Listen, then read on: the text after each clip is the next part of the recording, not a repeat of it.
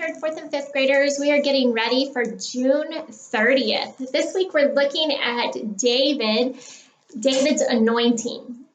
So we are in 1 Samuel chapters 16 and 17, and there's lots that happen in these chapters, so let's catch up a little bit. Last week we talked about Israel wanting a king, and so God provides Saul, but God's not happy with Saul's leadership, so he tells Samuel, I'm going to provide someone else for you.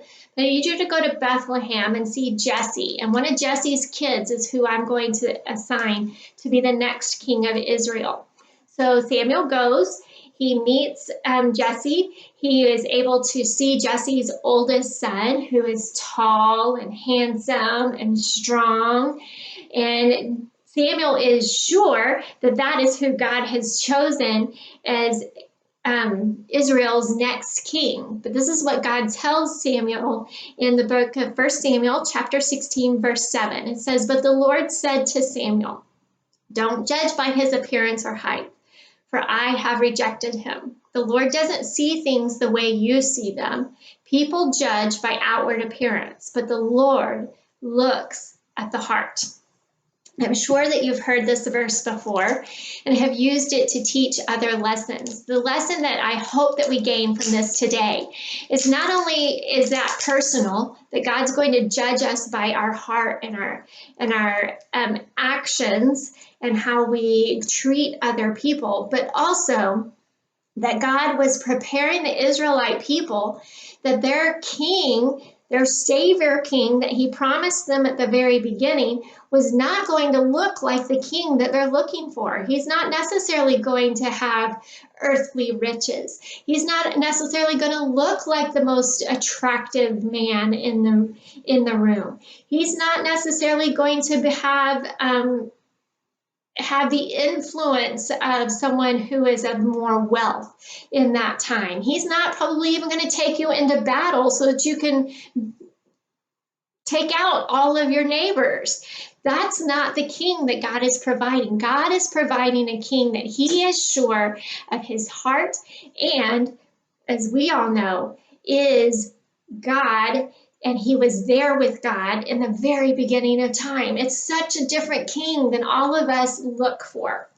So it's going to be fun. Also in this lesson, we're going to look at how David, because of his heart, was ready to go into battle for the Israelites to defeat the huge Philistine named Goliath, who happened to be 9 feet 9 inches tall.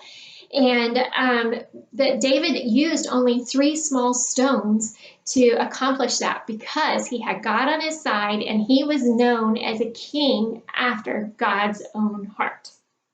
All right, so that's our lesson for today. Before you get there, I'm going to try to show you how to do this. This is a little bit challenging since I'm not on a table, but I do know that this can be done. I tested it just to make sure. It's called Fork It Over. And what you have is a bag full of money, change, and some kitchen forks. And they are kitchen forks because they're a little bit more durable. And what you're going to do is split your kids up, your small group, up into 2 teams. Really, that's just to make this go faster. Each kid is going to get a whole minute to complete the task. And after they're done with their minute of completing the task, then you're going to count how many times they were able to complete the task of rolling the coin into the prongs of the fork.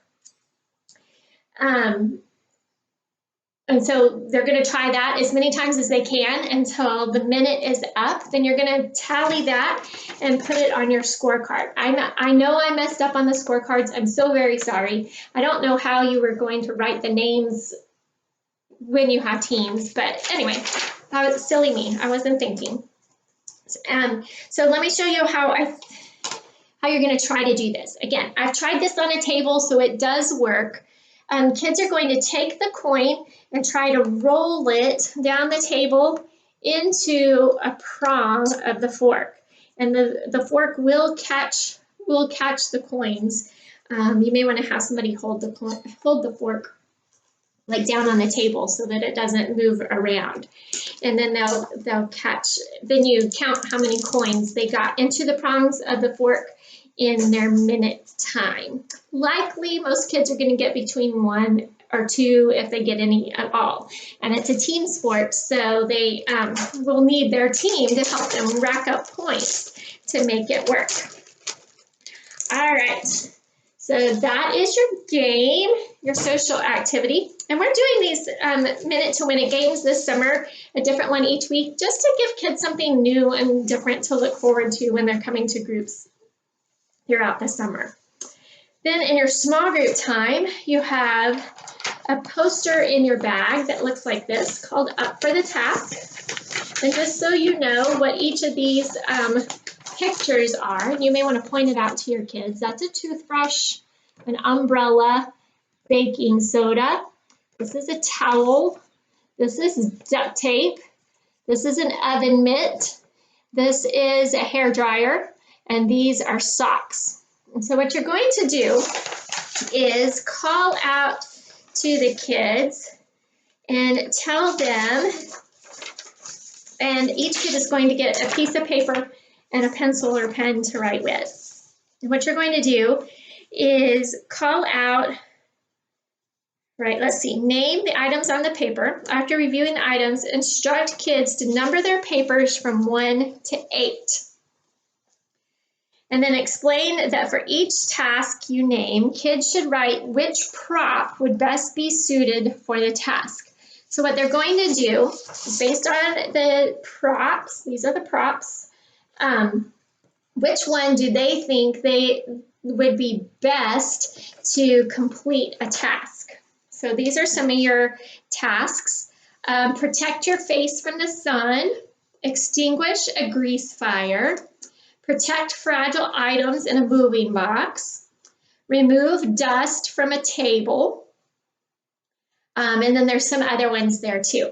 And so what the kids are going to do is, based on the pictures that they see, they're going to write numbers 1 through 8, which they think goes best with the task. And then you have the answers in your answer guide, in your leader guide.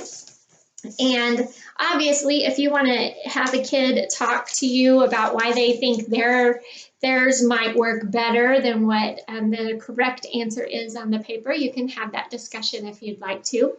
Really, it's to point out that sometimes having the right tool is all you need to complete a task. What if your task was to defeat a giant? Today we heard what a young boy took into battle with him. What would you want to take and why?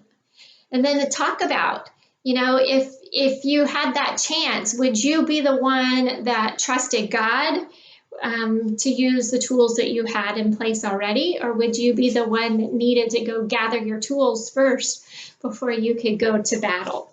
And listen to everybody, because everybody's probably going to have a different answer to that. I know that for me, I like to have the right thing in the right place at the right time, even if that takes me some extra time. So instead of going to battle, I probably would have said, wait a second, God, let me gather my stuff together and then we'll go do this together. Where sometimes I don't always consider God's idea and God's plan to make it work. I consider my plan first. And remember, that points us back to our quote I read you from the Bible in 1 Samuel 16, verse 7, that outward appearance is not necessarily always the best thing, that God is considering our hearts, and that because God is considering our hearts, He knows what we're capable of, and He also knows what He's capable of and providing for us. So have fun with that discussion. I can't wait to hear some things that come out of that discussion. Your memory verse activity, you will have another word search this week. So kids are going to fill in the blanks for their word search first, and then they're going to look for the words that are in the blanks and circle those in their word search. And you can pray with your kids and spend a little extra time with them before parents come to pick them up. We are experiencing growth in children's ministry in the last several months, which is very, very exciting. In general, over the Parkway Victoria campus, we are up about 40 to 50 kids a weekend, which means that we need some extra hands around. I'm going to be doing my very best to try to continue to recruit and ask people to come help serve in small groups. But where I need some help from you are some friends, family members, neighbors who attend Parkway Church, who might want to attend Parkway Church. Obviously, don't go get somebody from another church, because we want them to continue to worship God in their place of worship. But we need people to greet. We need people at the front doors to greet. On most weekends we have one. A lot of weekends we've had nobody. I want 5 or 6 people there. So one is not ever enough. We want more people there. So if you know of somebody who could come and just be friendly, get there a little bit early in the morning, help us lock the doors so that we're all safe, and then they can go to worship. I'd love to talk to those people and include them on our teams. I also would like the same kind of people at our doors, greeting people as they're coming in and especially as they're leaving. We have several kids now with custody issues, and so we need to make sure that that kid goes home with the appropriate adult that they're supposed to go home with, and that will be written on their tag. We've written that on everybody's tag, but I need you guys to help me be eyes and ears, but as well as some extra eyes and ears in those places so that we're making sure that kids are going home with the right people. We also need extra hands at our check-in team. Each weekend we have had 5 or 6 new families, and it's not fun to have to stand in line for a long time to go to get your kids all checked in. So we would love extra hands there as well to help be hostesses for the new families that are coming and to show them where to go. Again, those people get to go to worship during the worship service, and so they really just have to be there early up until about 15 minutes into the worship service, and then they can go be a part of the worship service or go home if they've already done worship during one other service. So let me know who those people might be that we can ask to join our team. I'd love to include them. And thank you for all you do to help lead and build relationships that build disciples.